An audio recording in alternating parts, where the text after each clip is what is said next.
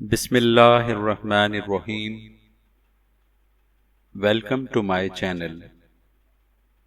اللہ تعالیٰ سے دعا ہے آپ کو صحت، خوشی اور اطمینان قلب کے ساتھ لمبی زندگی عطا فرمائے، آمین۔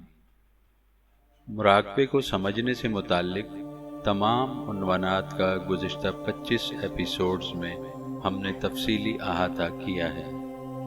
آج سے ہم مراقبے کی اقسام اور ایک عام انسان کس طرح مراقبے کی شروعات کر کے روحانی دنیا سے واقف ہو سکتا ہے کہ تفصیلی مطالعے کا آغاز کر رہے ہیں۔ مراقبہ اور روحانی دنیا کو منطقی دلائل اور تجرباتی مشاہدوں سے سمجھنے کے لیے ہمارے ساتھ جڑے رہیے۔ مراقبے کی اقسام۔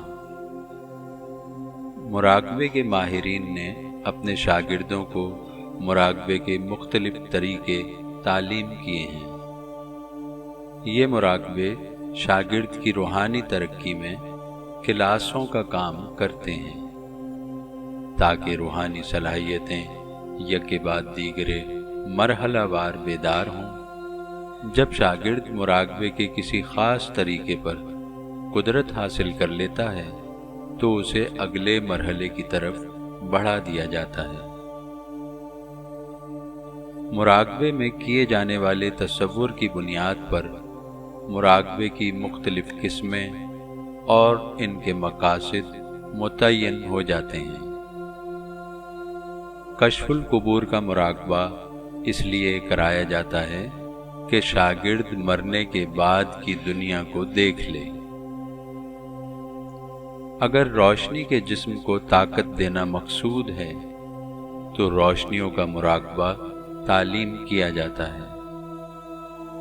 نور کے مشاہدے کے لیے مراقبہ نور کیا جاتا ہے۔ اگر روحانی استاد کی طرز فکر اور صفات کو شاگرد کے اندر راسخ کرنا مقصود ہے تو استاد کا تصور کرایا جاتا ہے۔ مختصر یہ کہ شاگرد کی طبیعت، صلاحیت اور ضرورت کے مطابق مختلف مراقبے تلقین کیے جاتے ہیں۔ اس کا تعین ایک ماہر اور کامل استاد ہی کر سکتا ہے جو علمی اور عملی اعتبار سے مراقبے کی منازل طے کر چکا ہو۔ تصور کے فرق اور عملی اعتبار سے مراقبے کی اقسام بہت زیادہ ہیں، اس لیے موجودہ باب میں مراقبے کے وہ طریقے بیان کیے گئے ہیں جو اہمیت کے لحاظ سے سر فہرست ہیں۔ دیگر طریقے کسی نہ کسی طرح ان مراقبوں کی شاخیں ہیں۔ چند مراقبوں کے علاوہ ہر مراقبے کے ساتھ ایک عملی پروگرام ترتیب دیا گیا ہے تاکہ ہر شخص اس کورس یا پروگرام کی مدد سے مراقبے کے عمومی اور خصوصی فوائد حاصل کر سکے۔ مراقبے کے بعض پروگرام خصوصی مقاصد کے لیے ہیں، جیسے کشف القبور کا مراقبہ، ہاتف غیبی کا مراقبہ، ذہنی سکون کے حصول کا مراقبہ وغیرہ۔ ان پروگراموں پر عمل کر کے کسی خاص صلاحیت کو بیدار کیا جا سکتا ہے یا مخصوص فائدہ حاصل کیا جا سکتا ہے۔ دیگر مراقبے انسان کے باطنی حواس کو متحرک کرتے ہیں۔ ان مراقبوں میں کسی خاص طرز سے تیسری آنکھ کو بیدار کیا جاتا ہے۔ وضاحت۔ پروگرام مرتب کرتے ہوئے ایک اوسط طالب علم کو ذہن میں رکھا گیا ہے اور پروگرام اس طرح ترتیب دیا گیا ہے کہ ترقی کے ساتھ ساتھ ذہن پر بار نہ پڑے۔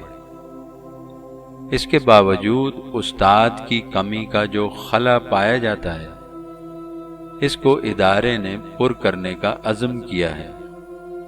اس طرح کہ طالب علم اپنی واردات و کیفیات ماہانہ رپورٹ کی صورت میں بھیجتے رہیں تاکہ کسی خاص ہدایت کی ضرورت محسوس ہو تو کر دی جائے۔ پروگرام وضع کرتے ہوئے مندرجہ ذیل 5 باتوں کو سامنے رکھا گیا ہے۔ نمبر 1، ذہن و دماغ کی کارکردگی کو بہتر بنانا۔